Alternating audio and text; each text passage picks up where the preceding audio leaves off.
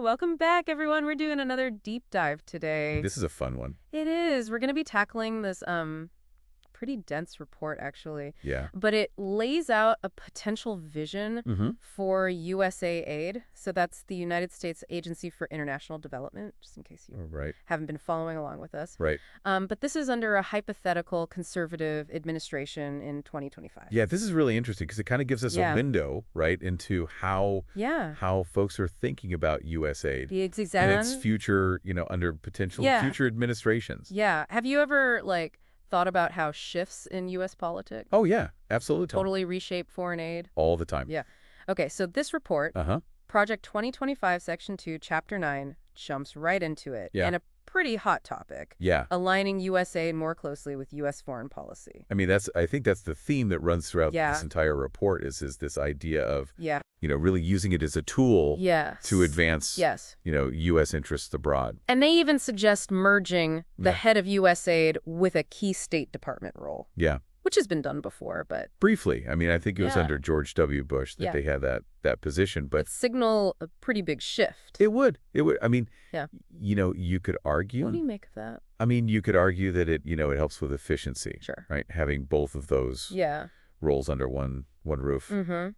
But, it also, I think, raises questions about whether USAID would, lose some of its independence, become more of a direct tool of the administration. So instead of just focusing on development, every project would have to fit into... Exactly. It has to fit into the current administration's foreign policy. That makes me think about the report's focus on countering China. Yeah. They paint this very strong picture of China's Belt and Road Initiative as debt trap diplomacy, where countries get loans they can't repay, giving China all this leverage. Yeah, they use the example of Brazil's shoe industry. Yes. Kind of going under as a result of... Yeah, cheap Chinese imports. Right, cheap Chinese imports. So what are some of the strategies?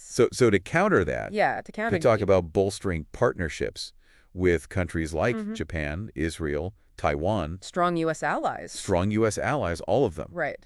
And then they propose this clear choice initiative. Oh, okay. You can think of it kind of like a marketing campaign, right? Highlighting, the benefits of partnering with the U.S. on development projects as opposed to going the China route. So kind of like a soft power face-off. Exactly. Using aid as a tool. Exactly. Using aid as a tool to kind of, win over countries. Do you think that would be effective, though?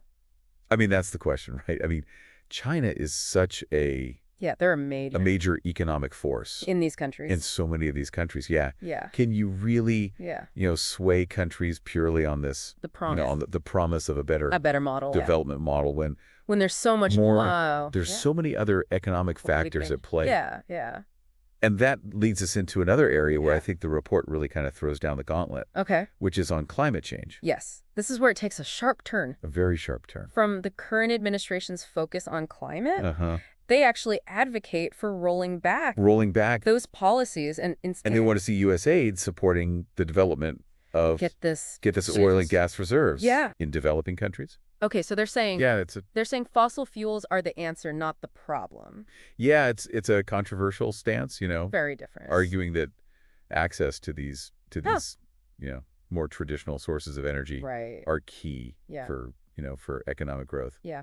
And lifting people out of poverty. It's a stark contrast. A very stark contrast. The emphasis on sustainability. They even go so far as to say that, the current focus on renewable energy has actually worsened. Oh, wow. Global food insecurity. Okay. And they point to Sri Lanka. Interesting. The fertilizer ban in Sri Lanka as a prime example of that. As lead to hunger and instability. Exactly. So that's kind of their argument there. Their argument there. But even beyond that, big picture debate, the report goes after what it calls the diversity, equity, and inclusion agenda within USAA. And they really don't hold back. No, they don't. They want to dismantle that entire apparatus, even suggesting potential dismissal of staff who are seen as pushing those ideas. Yeah, too aggressively. Pretty radical. Yeah, it's a pretty radical proposition. So what would that look like? Well, I mean, so they argue, right, that these initiatives are driven by ideology. Okay. Rather than, practical concerns. Okay. And that they hinder USAID's effectiveness.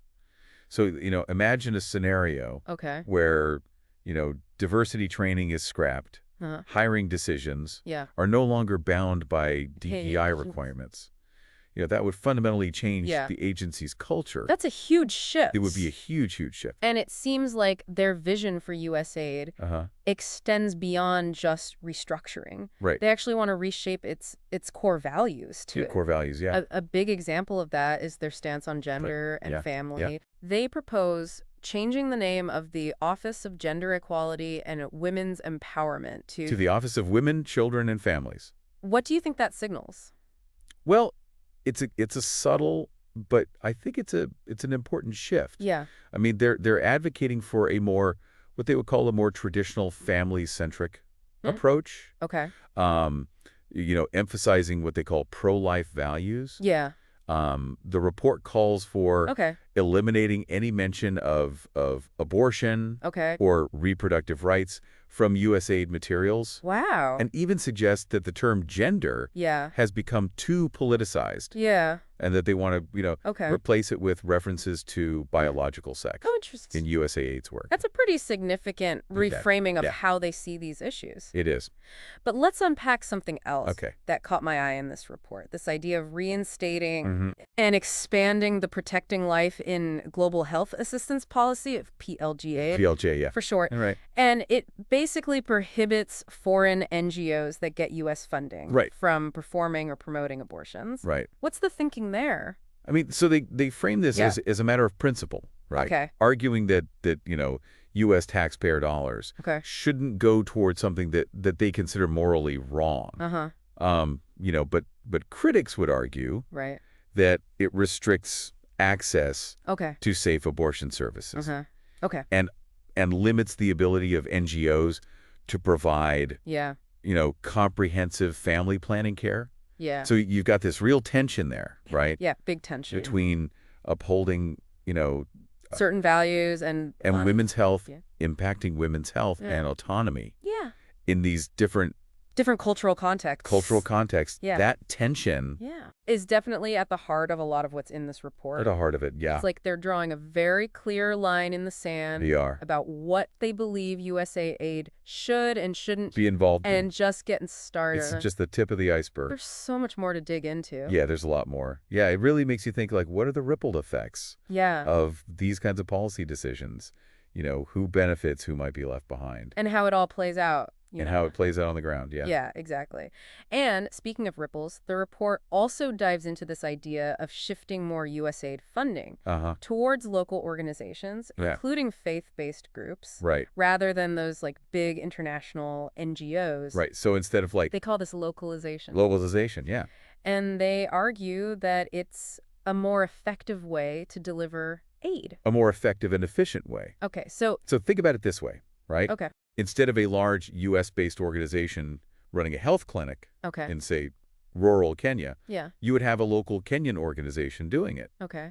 And the report argues that those local groups are better equipped to understand the needs of the community, to navigate cultural sensitivities, and to build trust with the community. Interesting. They even highlight the success of PEPFAR. Okay, PEPFAR, remind me. That's the President's Emergency Plan for AIDS Relief. Oh, right, okay. Which significantly increased its local funding under the previous administration. So they're basically using that as a model. For all of USAID. Exactly. That sounds it in theory, but I mean, how do you ensure accountability, prevent corruption? Yeah. What about concerns that those funding decisions might be based more on ideology than actual effectiveness? Those are all valid questions. Yeah. And the report does acknowledge the need for oversight and accountability.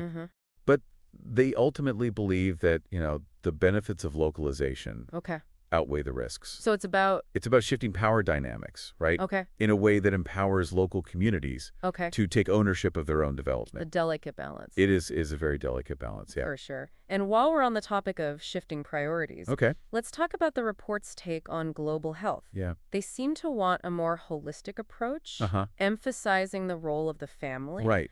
And you guessed it, faith-based organizations. And faith-based organizations, right. Coming up again. It keeps coming up, yeah. So what's the thinking there? So they argue that FBOs are often very deeply embedded in communities, especially in sub-Saharan Africa, where they play a vital role in providing healthcare and social services. Okay. And the report suggests that, they can often be more effective than secular organizations in reaching these vulnerable populations. Okay. Because of their existing trust and cultural understanding within those communities. It's interesting how this report seems to weave religion into so many different aspects of USAID's work. Yeah. From partnering with faith-based groups to promoting religious freedom as like this core American value. Right. And they even claim that the current administration has downplayed that focus. Yeah. And they argue that. So what's their thinking there? What do they say? Yeah, they argue that religious freedom is intrinsically linked to development. Okay. Right, suggesting that societies that respect religious freedom tend to be more stable and more prosperous. Interesting.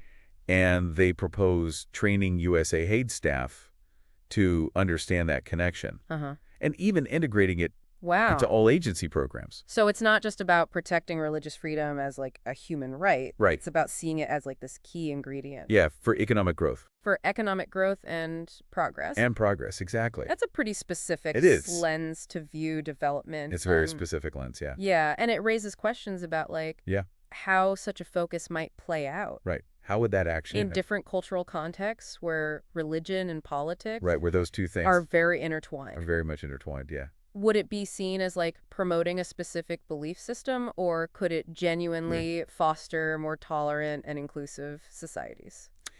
It's a tough question. Yeah, it's a complex issue with no easy answers. No easy answers, yeah. No easy answers. And speaking of complexity, the report also expresses concerns about USAID's humanitarian assistance budget. Specifically, how much is being spent on what they call chronic man-made crises. Chronic man-made crises. Yeah. And they argue this creates dependency.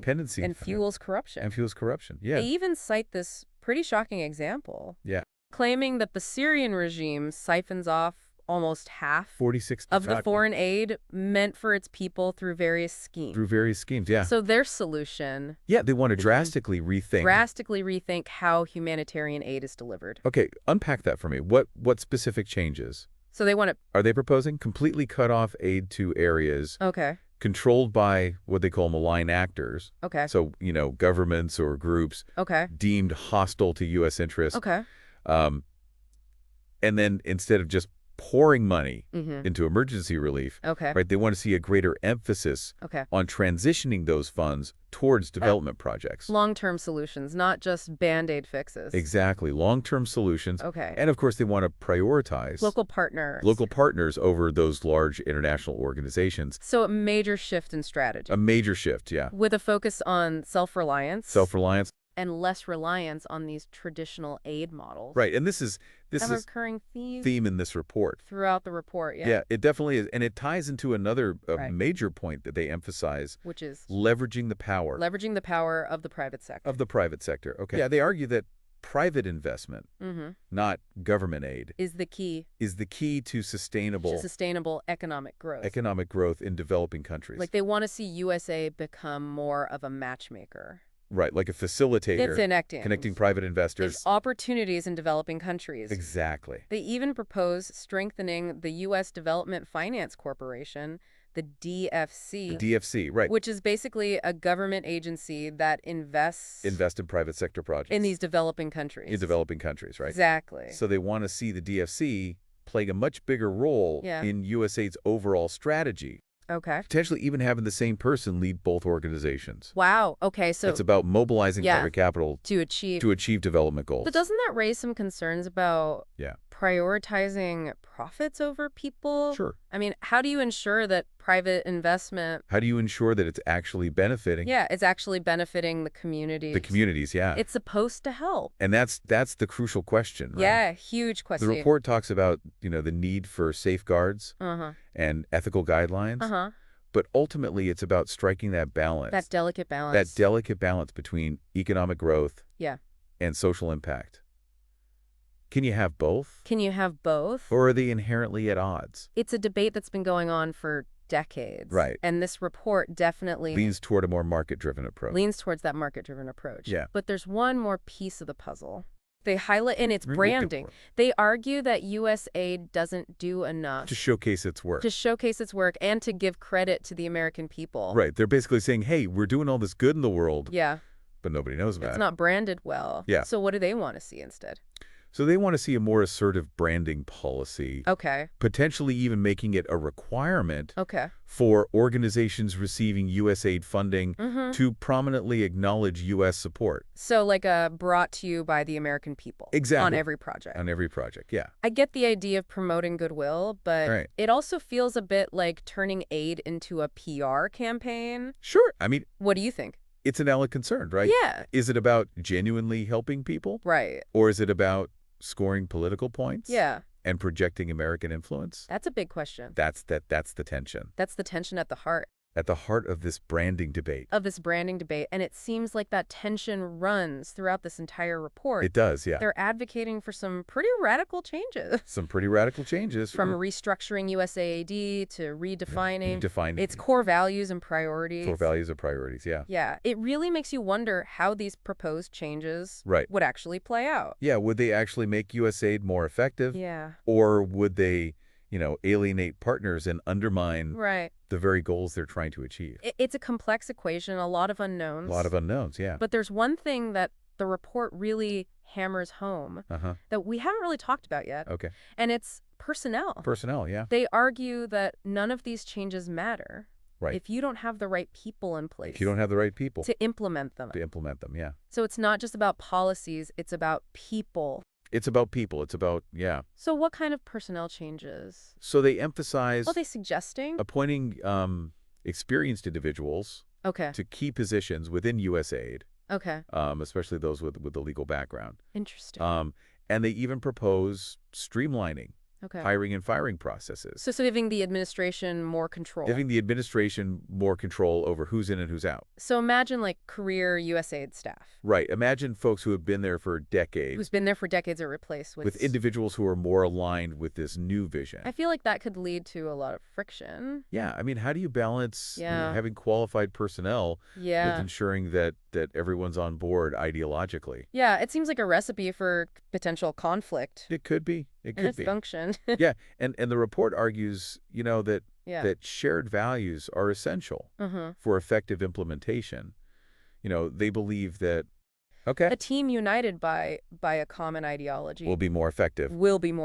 In carrying out this ambitious agenda. But there's a risk that it could also lead to... But there's, of course, a risk. A less diverse. Right, a less diverse. And potentially less effective workforce. And potentially less effective, yeah. Interesting. This report doesn't shy away from, getting specific. No, they don't. About how they see USAID operating in different regions of the world. Right. Starting with Asia, they seem laser-focused on... Countering China's influence. Countering China. Yeah. So what are some of the strategies that they... So they call for strengthening partnerships. Okay. With key U.S. allies in the region. Okay. So you've got Japan, Australia, South Korea. Right, the usual suspects. Yeah, and interestingly, they even suggest partnering with Taiwan. Oh, wow. Which is sure to... That's going to ruffle some feathers? Ruffle some feathers in Beijing, yeah. It's a pretty clear signal that they're willing to... They are.